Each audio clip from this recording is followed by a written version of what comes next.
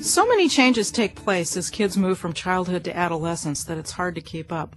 For one thing, their diets, which you might have had a little more control over when they were young, now leave a little something to be desired. At the same time, pimples and breakouts start to literally rear their ugly heads.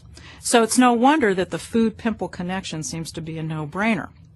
Pimples and acne are largely due to hormonal changes, but that's not to say that diet doesn't play a role.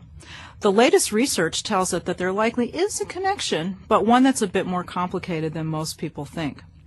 Common wisdom has pointed the finger at greasy fried foods, stuff that isn't usually lacking in a typical teenager's diet like chocolate, pizza, and French fries.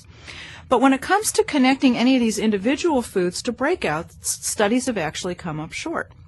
So the focus has shifted instead towards the overall quality of the diet, in particular the relationship between skin eruptions and a diet that's heavy in refined carbs and sugars.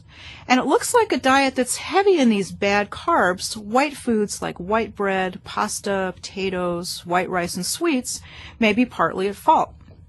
When the diet's overloaded with refined carbs, it can lead to a condition of a persistent but mild system-wide inflammation, a kind of slow simmering fire in the body that's been linked to all kinds of problems, including pimples and acne.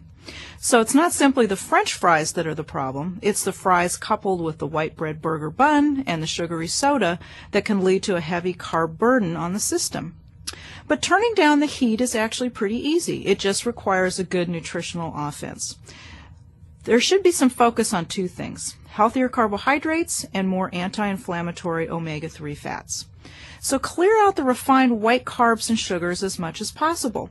Occasional desserts are fine, but encourage your kids to cut down on sweets, especially sodas that dump tablespoons of sugar into the body in one gulp.